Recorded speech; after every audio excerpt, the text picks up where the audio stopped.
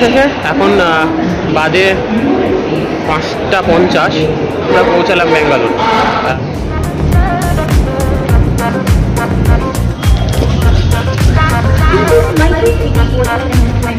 আজকের তারিখটা হচ্ছে 12/2/2024, বাজে 10:40। আমরা হাওড়ার 21 নম্বর প্ল্যাটফর্ম থেকে এই ব্লগটা শুরু করছি।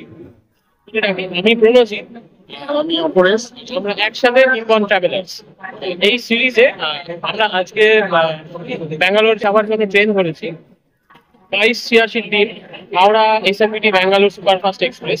এটা ধরে আজকে আমরা ব্যাঙ্গালোরের দিকে রওনা দিচ্ছি। কালকে বিকেলে 3:50 শিডিউল টাইম আমরা ব্যাঙ্গালোর পৌঁছাবো। এই টোটাল সিরিজে শুধু ঘোরা নয়, তার সাথে অনেক কিছু থাকবে। তো আমাদের সাথে থাকুন, এক এক করে সবকিছু নিজেরাও ঘুরবো, আপনাদেরও ঘোরাবো, সাথে ইনফরমেশন দেবো, যাতে ভবিষ্যতে আপনারা যখন কোথাও ঘুরতে যাবেন বা এই রুটে যাবেন, কিভাবে কোথায় থাকবেন করবেন, আপনাদের যাতে সুবিধা হয়। যতটা পারবো আমরা আমাদের মধ্যে সব শেয়ার করবো। এই আমাদের সাথে থাকুন, এই পুরো সিরিজে প্রচুর মজা হবে, প্রচুর ভালো ভালো জায়গা আপনাদের দেখাবো। ট্রেন রাইট টাইমে ছেড়েছে, 10:50 নাগাদ ছেড়েছে। তো এখন নিজের গতিতে খড়গপুরের উদ্দেশ্যে এগোচ্ছে।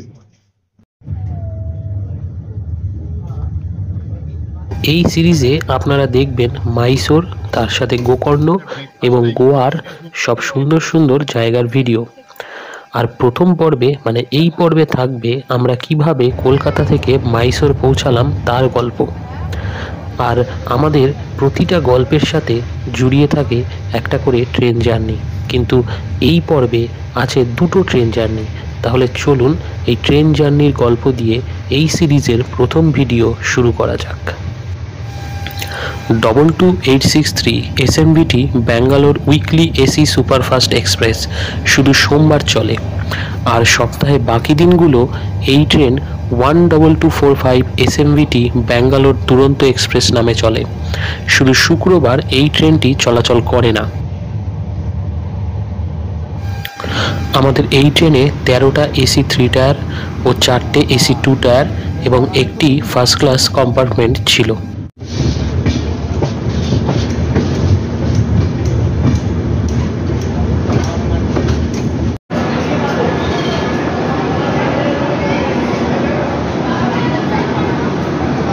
হাওড়া থেকে 114 কিলোমিটার ডিস্টেন্স কভার করে আমরা আমাদের ট্রেনের প্রথম স্টপেজ খড়গপুরে এসে পৌঁছেছি। নির্ধারিত সময় থেকে 2 মিনিট লেট করে আমরা খড়গপুরে এসে পৌঁছেছি। এই স্টেশনে এই ট্রেনের টাইম স্টপেজ টাইম হচ্ছে 5 মিনিট।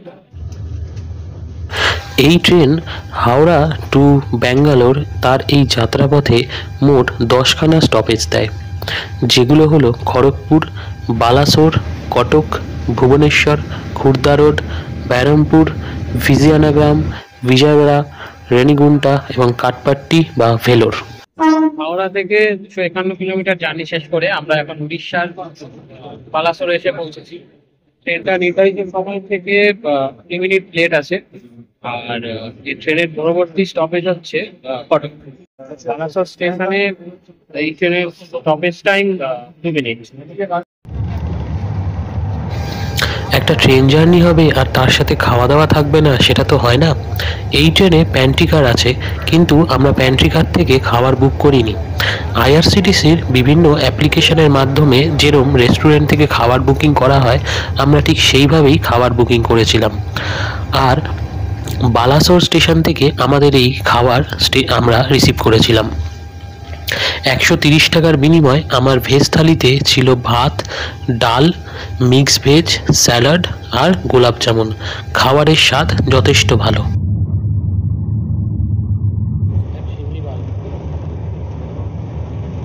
এই ট্রেন তার যাত্রাপথের মোট 5টি রাজ্যের মধ্যে দিয়ে যায়। সেগুলো হলো পশ্চিমবঙ্গ, উড়িষ্যা, অন্ধ্রপ্রদেশ, তামিলনাড়ু ও কর্ণাটক। আর আমরা যখন টিকিট কেটেছিলাম তখন এই ট্রেনের থার্ড এসির ভাড়া ছিল 2015 টাকা।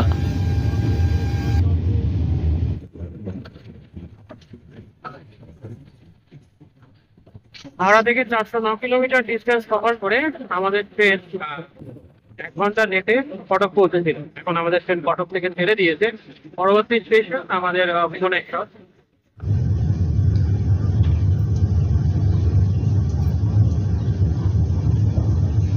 হাওড়া থেকে 456 কিলোমিটার ডিস্টেন্স কভার করে আমরা এখন ভুবনেশ্বর পৌঁছাই। ট্রেনটা অলরেডি 1 ঘন্টা লেটে চলছে, 1 ঘন্টার একটু বেশি, 1 ঘন্টা 5 মিনিট মতো লেটে চলছে। এখন দেখা যাক লাস্ট অব্দি এই রাতের বেলা এই ডিস্টেন্সটা কভার করতে পারে কি না পারে। এখন এই স্টেশনে ট্রেনের স্টপেজ টাইম 5 মিনিট, 5 মিনিট ছাড়বে, অলরেডি 1 ঘন্টা 5 মিনিট লেট।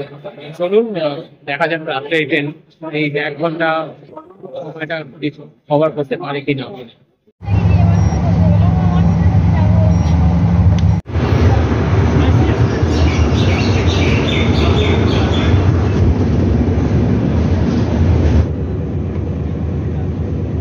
আজকের তারিখটা 13/2/2024 আর ট্রেনের মধ্যে এরকম একটা সুন্দর সকাল, তাও আবার সাইড লোয়ার থেকে কার না ভালো লাগে। রাতের বেলা আর ভিডিও করা হয়নি। সকালে যখন ঘুম ভাঙলো তখন আমাদের ট্রেন অলরেডি বেহরামপুর, ভিজিয়ানাগ্রাম এবং বিজয়ওয়াড়া পার করে গিয়েছে।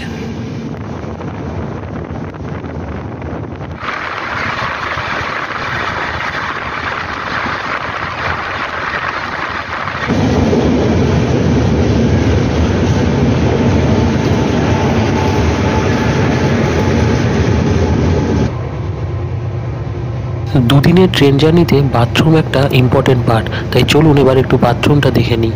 ডে 1-এ বাথরুমের রিভিউ দেইনি, তার কারণ ডে 1-এ বাথরুম নর্মালি পরিষ্কার থাকে, তবে ডে 2-তে বাথরুমের রিভিউ দিতে গিয়ে একটু অবাকই হয়েছিলাম, কারণ বাথরুমটা যথেষ্ট পরিষ্কার পরিচ্ছন্ন এবং মেনটেন ছিল।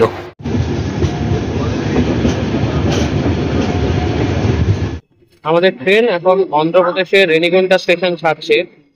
হাওড়া থেকে 1592 কিলোমিটার দূরত্ব এই রেনিগুন্টা স্টেশনে।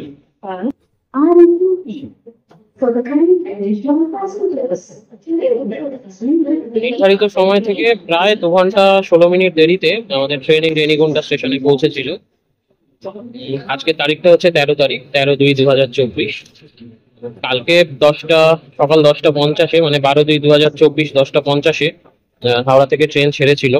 এখন আজকে 13 তারিখ, 13/2/2024, এখন 11:35 বাজে রেনিগুন্টা স্টেশন মানে অন্ধ্রপ্রদেশের রেনিগুন্টা স্টেশন থেকে আমাদের ট্রেন ছাড়লো। তো অলরেডি ট্রেনটা 2 ঘন্টা 15 মিনিট লেট আছে। এখন দেখা যাক কখন গিয়ে পৌঁছায় ব্যাঙ্গালোরে পৌঁছাই। এর মাঝখানে আরো একটা স্টপেজ আছে যেটা ভেলোর বলে, মানে কাঠপাট্টি, যেখানে মানে ট্রিটমেন্ট করতে দূর দূরান্ত থেকে সবাই লোকজন আসেন। এর পরের প্ল্যাটফর্ম মানে স্টপেজ সেটা আছে। তো তারপরে হয়তো বিকেলে আমরা পৌঁছে যাব ব্যাঙ্গালোর। তো দেখি কখন পৌঁছাই।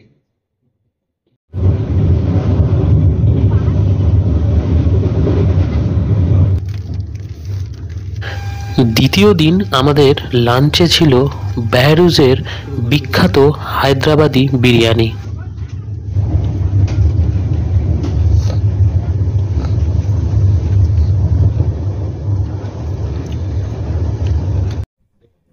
আজ দুপুরের লাঞ্চটা অথেন্টিক হায়দ্রাবাদি বিরিয়ানি দিয়ে করলাম।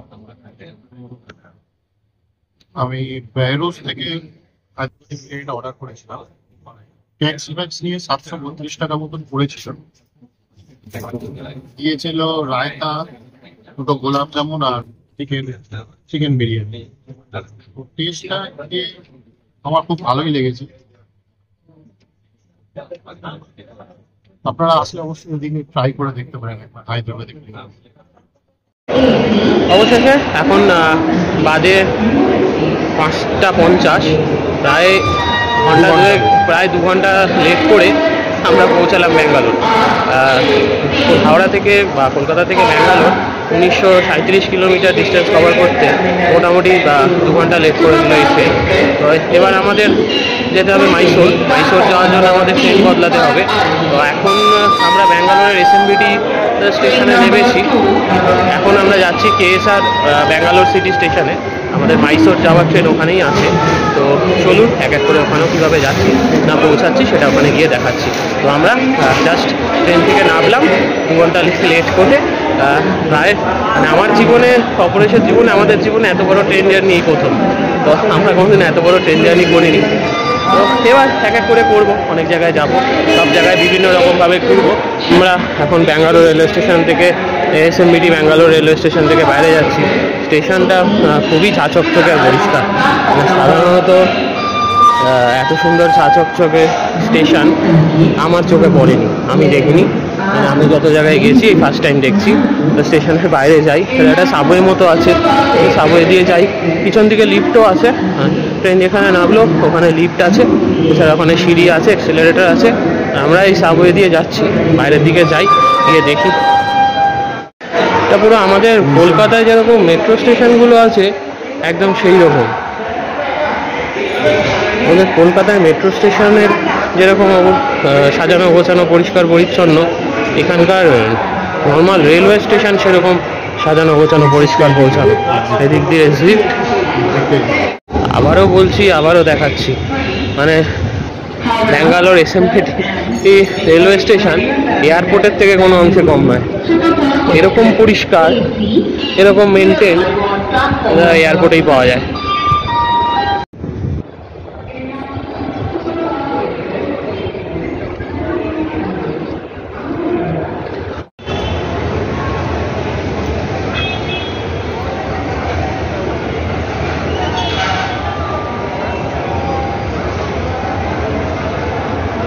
এসএমপিটি রেলওয়ে স্টেশন ব্যাঙ্গালোর থেকে এসআর ব্যাঙ্গালোর সিটির দিকে যাচ্ছি। স্টেট বাস পেয়েছি, 20 টাকা পার হেড ভাড়া। আমরা দুজন আছি, 40 টাকা, আধা ঘন্টা লাগবে যেতে। আমরা এখন বাসে আছি।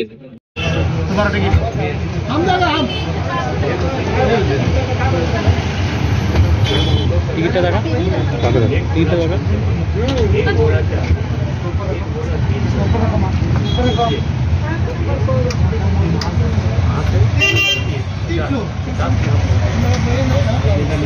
আমরা এখন হাঁটছি ব্যাঙ্গালোর কেএসআর রেলওয়ে স্টেশন। তখন যেরকম বলেছিলাম, বাসে উঠে পার হেড 20 টাকার বিনিময়ে পৌঁছে গেলাম এই রেলওয়ে স্টেশনে। আপনারা কেএমবিটি ব্যাঙ্গালোর স্টেশনের বাইরে বাস অটো অনেক কিছুই পাবেন, তবে আমাদের মনে হয় ওই 800-900 টাকা, 400 টাকা, সরি ভুল বললাম, 400 টাকা অটো ভাড়া চেয়েছিল। ওই 400 টাকা অটো ভাড়া একটু ব্যাঙ্গালোরের লোকাল ভাষা শুনে নিন, কি বলছে আমরাও জানি না, কিছু একটা বলছে। বাহ, ভাষাটা কিন্তু ভালো লাগছে। উনি মনে হচ্ছে থামবে না, আমরাই বরং একটু পরে আছি। হ্যাঁ, তো যেটা বলছিলাম, ওই 400 টাকা অটো ভাড়া দেওয়ার থেকে একটু ওয়েট করে যাবে, এখানে অনেক বাস অ্যাভেলেবেল আছে। 20 টাকা যেরকম বললাম, 20 টাকা দিয়ে আরামসে এখানে চলে আসতে পারবেন, কোনো অসুবিধা নেই। তো আমরা এখন ওয়েট করছি, আমাদের train 12:0609 Chennai central to Mysore superfast express. তো ওই ট্রেনটা আসলে পরে, এখানে শিডিউল টাইম 8টায় ছাড়া, তো দেখা যাক কখন আসে। যা অ্যাপ্লিকেশানগুলোতে যা দেখলাম তাতে শিডিউল টাইমেই আছে, রাইট টাইমেই আছে, শিডিউল টাইমেই চলছে। তো ট্রেন আসুক, মোটামুটি টাইম দেখাচ্ছে তাতে 10:30টার আশেপাশে আমরা গিয়ে পৌঁছে যাব মাইসোরে। Chennai central to Mysore express এই ট্রেনটি সপ্তাহে রোজ চলাচল করে এবং বেলা 1:30টার সময় চেন্নাই থেকে ছাড়ে এবং শিডিউল টাইম রাত্রি 10:50-এ মাইসোর পৌঁছায়। কেএসআর ব্যাঙ্গালোর এবং মাইসোরের মধ্যে এই ট্রেনটি 6টা স্টপেজ দেয়, যেগুলো হলো ক্যাংড়ি, রামানগরম, চান্নাপাটনা, মাদুর, মান্ডেয়া এবং পান্ডবপুরা। This is Mysore City Police announcement. Passengers are requested to use. This is Mysore.